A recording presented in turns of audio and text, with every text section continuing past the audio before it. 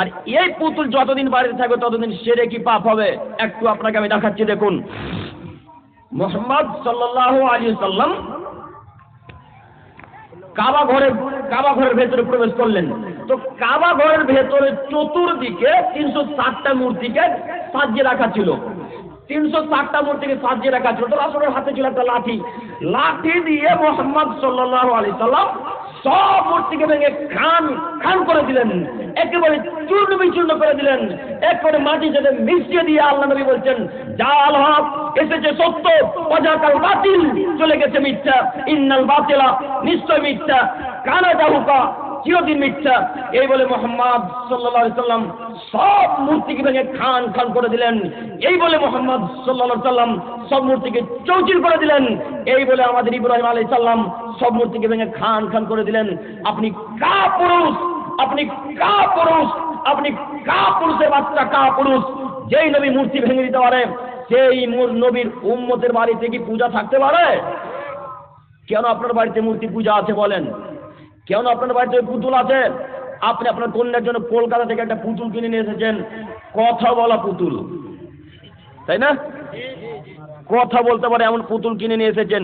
কিসের বিদ্যা অর্জন করলেন? আপনি না মাস্টার ডিগ্রি পাস ছাত্র, আপনি না এমএ পাস ছাত্র, আপনি আপনাদের হেড স্কুলের আপনাদের হাই স্কুলের হাই টিচার, আপনি আপনাদের সিনিয়র মাদ্রাসার হাই শিক্ষক। কিসের শিক্ষক?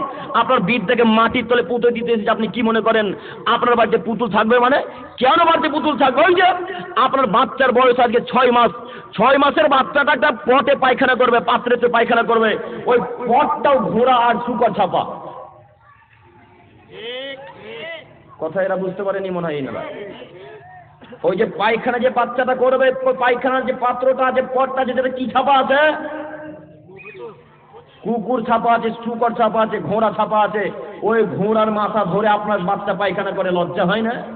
খারাপ লাগে না? কেন এরকম জিনিস বাড়িতে থাকবে? ওই জিনিস আপনাদের বাড়িতে আজকে 6 মাস থেকে আছে। আরে আপনাদের বাড়িতে 6 মাস ধরে আছে কিভাবে? আমাদের বাড়িতে 6 সেকেন্ড এরকম জিনিস থাকার সুযোগ পাবেন ইনশাল্লাহ, ইনশাল্লাহ। কেন থাকবে? আপনি জানেন না এগুলো সব হারাম? এগুলো সবই শিরকের উৎস। আপনি জানেন না কেন? আপনার বাচ্চা ছেলের জন্য একটা জামা কিনেছেন, খুব শখ করে স্টাইল বাজার থেকে কিনে এসেছেন। ওই বাচ্চা ছেলের জামাটার সামনে দিকে পুতুল ছাপা, পিছনেও পুতুল, গোটা শরীরের অঙ্গে প্রত্যঙ্গে জামাতে পুতুল ছাপা আছে। কার্টুন ছাপা থাকে না মনে হয়? থাকে কি? থাকে।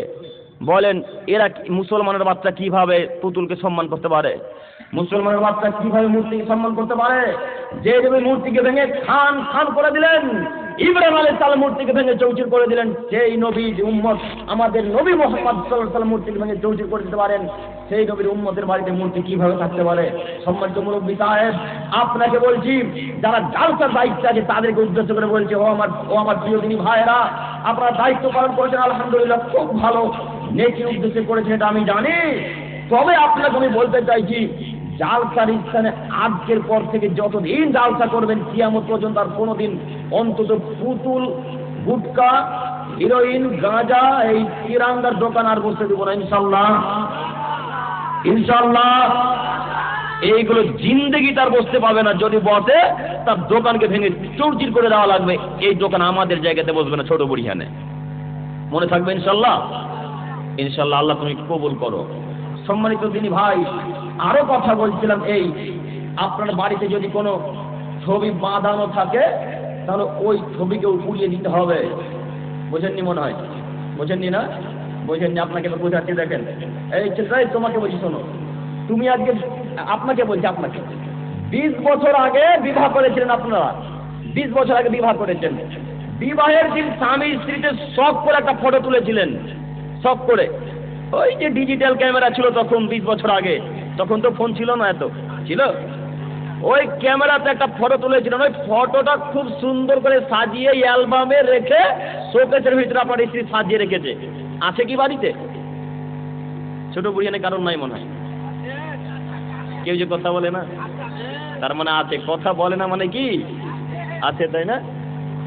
ওই যে ফটো আপনার বাড়িতে রাখা, যে ফটোকে পুড়িয়ে দিতে হবে। এই ফটো আপনার বাড়িতে 5 সেকেন্ড থাকতে পারবে না। পুরাতে পারবো ইনশাল্লাহ। যতই শখের ফটো হোক না কেন, এই ফটোকে পুড়িয়ে দিতে হবে। মনে থাকবে ইনশাল্লাহ, ইনশাল্লাহ। আল্লাহ তুমি কবুল করো, সকলে বলি আমিন। সম্মানিত দিনী ভাই, আমি বলছিলাম সিংগাই ফুৎকার। সম্মানিত দিনী ভাই, আপনারা যারা আলাইহিস সালাম ফুঁক দিবেন, আল্লাহ সুবহানাহু ওয়া তাআলা তাকে দায়িত্বে রেখেছেন। সিঙ্গার যেদিন ফুৎকারটা হচ্ছে ভেপুর নাই চিং, ভেপু বোঝেন, ভেপুর নাই চিং, এরকম সিঙ্গা নিয়ে ইসরাফিল আলাইহিস সালাম ওই যে আল্লাহর দিকে তাকিয়ে কান করে আছেন, যেদিন থেকে আল্লাহ আদেশ করেছেন ওই দিন থেকে নিয়ে যতদিন পর্যন্ত আল্লাহ তাআলা তাকে আদেশ না করবেন ততদিন পর্যন্ত এইভাবে তিনি তাকিয়ে আছেন। তিনি বলছেন যে আল্লাহ আমি যদি চোখ এইভাবে হটকে দিই, কান হটকে দিই, আর এর পূর্বে যদি আল্লাহ আমাকে আদেশ করে দেয় তাহলে আল্লাহর আদেশ অমান্য করা হবে। এই জন্য আমি তার দিকে এইভাবে কর্ণ পেতে চোখ করে তাকিয়ে আছি, কখন আল্লাহ আদেশ করেন তখন ফুঁক মারি। তো প্রত্যেকটা ফেরেশতাকে আল্লাহ তাআলা কোনো না কোনো কাজে নিযুক্ত করে রেখেছেন।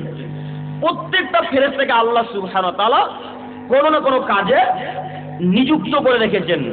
যেমন আমার আপনার কাঁধে আছে কিরামান কাতিবিন, সম্মানিত লেখকগণ। কিরামান কাতিবিন এরা একজন পাপ লিখেন আর একজন নেকি লিখেন। তো এরা দুজন ফেরেশতা, আল্লাহ তাআলা এক একজন ফেরেশতাকে এক এক কাজে রেখেছেন, এক একজন ফেরেশতা এক এক দায়িত্ব পালন করবে। তো ইনারা একজন পাপ লিখেন আর একজন নেকি লিখেন।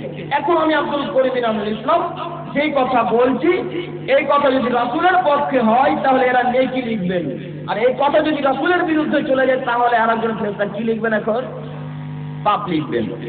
এতক্ষণ আপনি আর আপনার ছেলে যে বাজারে ঘোরাঘুরি করছিলেন, এতক্ষণ ফেরেশতাগণ নেকি লিখছিলেন না পাপ লিখছিলেন? পাপ লিখছিলেন। মানে এরা বক্তব্য ভালোই বুঝতে পারছে। এতক্ষণ ফেরেশতা মণ্ডলী কি লিখছিলেন? পাপ লিখছিলেন। তাহলে আপনাকে আমি বলতে চাইছি, যে কোনো কাজ, যে কোনো কথা বলার পূর্বে আগে 100 বার ভাববেন, তারপরে বলবেন। কেন? দুইজন ফেরেশতা প্রস্তুত, দুইজন ফেরেশতা প্রস্তুত, লেখার জন্য প্রস্তুত। মুখ দিয়ে বেরোতে যতক্ষণ দেরি, লিখতে তত আর দেরি নয়। শুধু মুখ দিয়ে বেরোতে যতক্ষণ দেরি, আর লিখতে দেরি নয়। তাই আপনাকে অনুরোধ করে বলছি, যে কোনো কথা আগে ভাবুন, তারপরে বলুন। সে বাক্যটা রাসূলের হওয়া লাগবে, সে বাক্যটা আল্লাহর হওয়া লাগবে। তাই তো আল্লাহ নবী সাল্লাল্লাহু আলাইহি ওয়াসাল্লামকে উকবা ইবনে আমির জুহানী রাদিয়াল্লাহু তাআলা আনহু আল্লাহ রাসূলকে বলেন, আল্লাহ নবী মান নাজাত, আল্লাহ রাসূল কিভাবে নাজাত হবে একটু বলেন না। আল্লাহ রাসূল কিভাবে নাজাত হবে একটু বলেন। তো আল্লাহ নবী সাল্লাল্লাহু আলাইহি ওয়াসাল্লাম বললেন, বাড়িতেই থাকো নাজাত হবে, বাড়িতেই থাকো নাজাত হবে। আর কিভাবে নাজাত পাবো? তখন আল্লাহ রাসূল সাল্লাল্লাহু আলাইহি ওয়াসাল্লাম বললেন, অজ্ঞালা খফিয়াতি, পাপের জন্য কাঁদো নাজাত হবে। পাপের জন্য বেশি বেশি করে কান্নাকাটি করেন, নাজাত হবে। আর কি করলে আল্লাহ রাসূল? মুখকে বন্ধ রাখেন, মুখ বন্ধ রাখেন, নাজাত হবে। আর একটা বুখারী মুসলিমের হাদিস আছে, আল্লাহ নবী বলেছেন, মান কানা ইউমিনু বিল্লাহি ওয়াল ইয়াউমিল আখির, পৃথিবীর মানুষ তোমাদের মধ্যে যারা আল্লাহ এবং পরকালকে বিশ্বাস করে, তোমাদের মধ্যে যারা আল্লাহ এবং পরকালকে বিশ্বাস করে, ফালিয়াকুল খাইরান আও লিয়াসমুত, সে যেন ভালো কথা বলে। আর যদি ভালো কথা বলতে না পারে তাহলে সে যেন চুপ থাকে। চুপ থাকেন, বাঁচার পথ আছে। চুপ থাকেন, বাঁচার পথ আছে। চুপ থাকেন, বাঁচার পথ আছে। কিভাবে চুপ থাকবেন? ওই তো চায়ের দোকানে আড্ডা মারছেন আর গীবত করছেন অন্য লোকের নামে। হ্যাঁ, চায়ের দোকানে বসে থাকছেন আর অন্য লোকের নামে গীবত করছেন, লজ্জা লাগে না? না, ইমাম সাহেব একদিন আপনাদের মসজিদে সালাত আদায় করতে পারেনি কারণবশত, মনে করেন এই শীতের সময় ফজরের রক্তে, এই ফজরের রক্তে ইমাম সাহেব একদিন উঠতে পারেনি, খুব শীত পড়েছে, এবার রাত্রি জাগরণ করার কারণে উঠতে পারেনি। তখন মুরব্বী সাহেব চায়ের দোকানে গিয়ে বলছে, আমাদের ছোট পরিবারের ইমাম সাহেব ভালোই নয় রে, একদিনও ফজরে উঠে না। অথচ উঠেনি কয়দিন? একদিন, কোনো কারণবশত উঠতে পারেনি। তো তার নামে এত গীবত, তার একবার পিছন দিকে ছিঁড়ে ফেলে রেখে গীবত করে। আর তার যে বাড়িতে কাপুরুষ একবারে বোল্ডার 6টা সন্তান আছে, একদিনও বলে না তাদের নামে। হ্যাঁ, একদিনও তার ছেলের নামে গীবত হলো না। একবার চাইতে বললো না যে আমার ব্যাটা গুলো একদিনও নামাজ পড়ে না গো, একবারও বললো না। আচ্ছা বলেন তো দেখি, আপনাদেরকে বলি, প্রশ্ন করছি, ইমাম সাহেব যদি একদিন ফজরে উঠতে না পারে বা যদি নাই উঠে কোনোদিন, তো এই ইমামের ব্যাপারে আপনাদেরকে আল্লাহ তাআলা কিয়ামতের মাঠে প্রশ্ন করবে? করবে কি? করবে না। কিন্তু আল্লাহ আপনাকে প্রশ্ন করবে আপনার ছেলের ব্যাপারে। ও মুরব্বী সাহেব, আপনার ছেলে যে ফজর রক্তে না সালাত আদায় করে ঘুমিয়েছিল, আপনি কি করছিলেন? এই প্রশ্ন কাকে করা হবে এখন? গার্জেনকে, বাপকে। তো কই ছেলেকে বলতে পারলেন না যে আব্বু সালাত আদায় করতে যাবে, চলো? ইমাম সাহেব উঠতে পারেন, তার নামে কত গীবত। আপনি গীবত করতে এত ভালোবাসেন কেন? কিসের জন্য গীবত ভালোবাসেন এত? আপনি যত সালাত আদায় করলেন, যত নেকি অর্জন করলেন ফজরের সালাত আদায় করে, ফজরের পর সূর্য ওঠার পর যে চায়ের দোকানে চা পান করতে গেলেন, এখন গীবত করে সব নেকিকে আপনি ইমাম সাহেবকে দিয়ে দিলেন।